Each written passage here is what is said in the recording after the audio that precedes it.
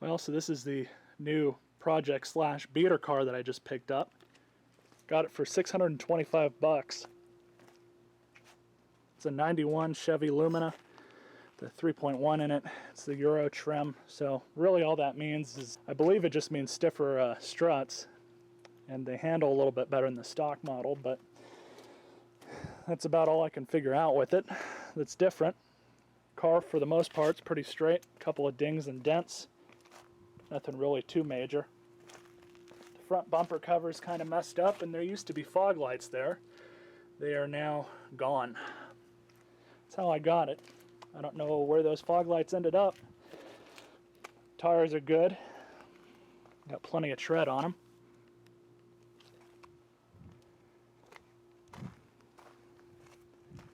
I left that Dale Earnhardt 3 on the back. That came with the car. The rear end, for the most part, it's pretty straight. Muffler's seen some better days, but as far as I know, it's still functional. It's possible that this thing has an exhaust leak, but I've not been able to figure that out yet, because I don't know if that's a aftermarket muffler or if there's an exhaust leak somewhere. Now, here in California, you're not supposed to be able to pass emissions with exhaust leaks. So this thing did pass emissions. Thankfully got that done before I got it. So there's really no issues there. I was given 2 sets of keys with it. I haven't even cleaned it out yet. It's still dirty. Interior is there. It's complete. Amazingly, this thing came with it. Usually this type of stuff gets thrown away once it breaks off or falls off. Came with the extra speaker. I have no idea if there's another one somewhere in the car or not. This is how you open the hood. We'll get to that in a minute.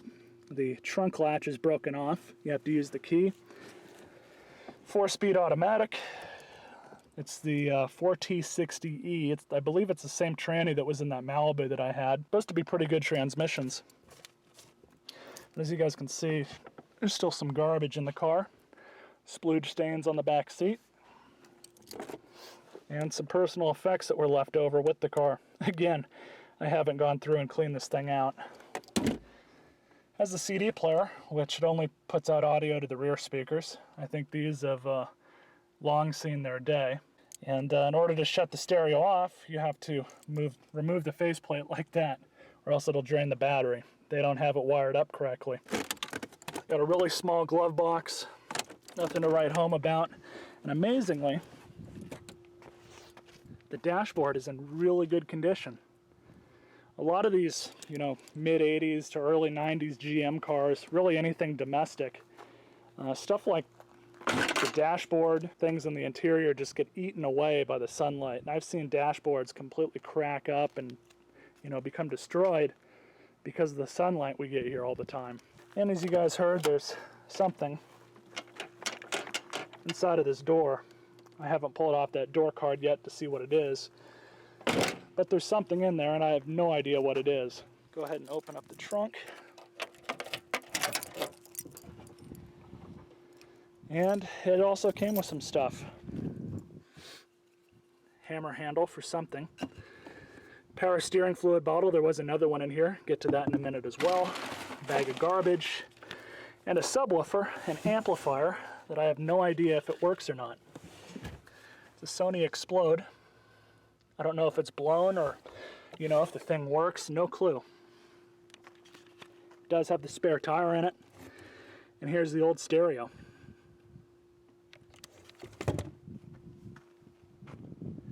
Even came with a spare quart of oil, which is about half full. Part of a coat hanger. Don't know why that's in there. Overall, for 600 bucks, I'm pretty happy with this purchase. The only things I've done to it so far is replace the power steering pump because it was leaking. And I noticed that when I first, looked at this thing before I bought it. And this also came with the car.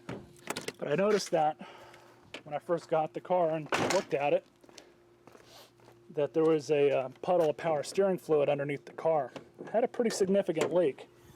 It's got a brand new one on it. Had a little bit of bad luck with O'Reilly's, but I ended up getting this one from Pep Boys for 55 bucks. I did that, also replaced some wiring, which is still here. Had to splice in some new, about 3-inch long pieces of wire. I think I did about 5 or 6 of them, I can't remember. And I also replaced 2 coil packs and the ignition control module. That's the part that all the coil packs sit on top of. What it was doing, as you guys can see, it's got these white stripes on the wires. What was happening was, she had told me, and I don't think she was too far out of her assessment, but she told me that the coil pack needed to be replaced. So I was like, okay, that's simple enough, those are cheap. So I replaced it. Drove this thing into work and shut the car off, then left from work later that day. And it was doing the same thing. It was misfiring on those same 2 cylinders. So I was like, okay. So I swapped out that coil pack, which was a brand new Duralast, with one of the 2 other good ones that I had from this side, because I replaced all 3 of them. So I swapped over that one in the driveway the other day, turned the car on, sounded good, let it run for a few minutes, shut it off, turn it back on again, and it was doing the same damn thing. So that pretty much signified to me that the ICM was shot. So I replaced that today. Threw my last remaining good used coil pack onto that side, and it's been running fine ever since. Been driving the car around all day. Haven't had any issues with any misfiring, running rough, nothing. Now this thing does need a little bit of work. It is 100% drivable right now. The air conditioning doesn't work. I don't think I'm going to bother getting that fixed. I believe one of the transmission mounts, I think there's just one, there might be 2 on this car, but I know at least one of them is bad, and it's going to need to be changed out. It also still has a small leak of power steering fluid, which I think it's leaking from one of those back lines down there. I'm not 100% sure about that, but that's what I'm going off of at this point in time. This thing runs really damn good. It's the early iteration of GM's 3.1 liter, which was based off the 2.8. These are actually really good motors as far as longevity goes.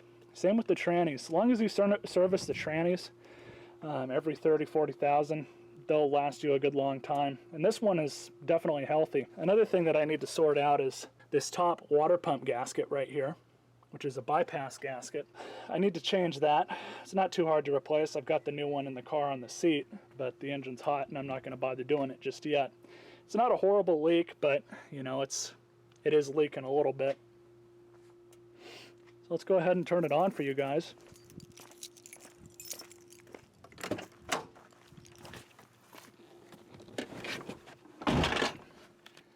Got a full gauge cluster. AC and heat controls are there.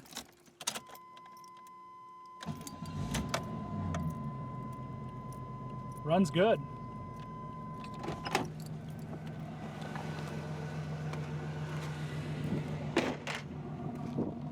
Sounds good too.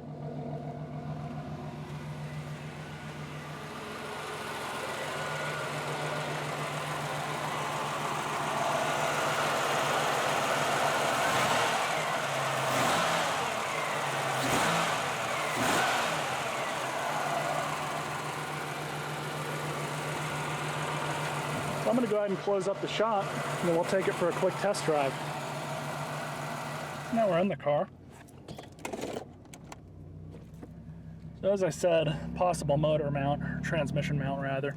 I also think the back right shock is shot. You guys might hear that.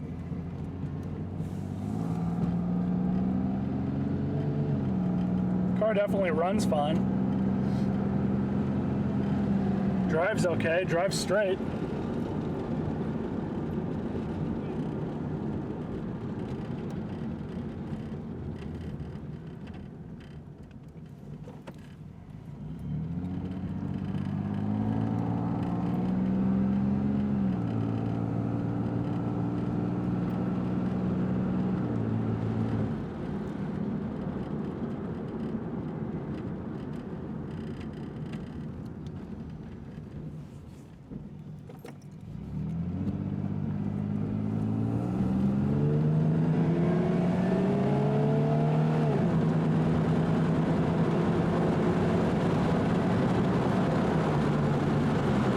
definitely feels like it's got a little bit of power at least.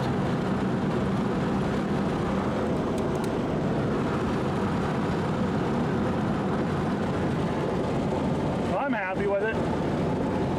You guys are going to see a few videos on this thing. I'm going to change out the transmission fluid. That'll probably be a video. And that transmission mount is probably going to be a video as well, provided I can get to it easy enough. But figured get another one of these beater cars, and it's also got a brand new catalytic converter on it. And you know, if the unfortunate event comes that I ever have to get rid of this thing or, you know, scrap it or whatever, I'm not going to be out a whole hell of a lot of money, so I'm really not too worried about that. So hopefully you guys see a lot more videos on this thing to come. You all stay classy.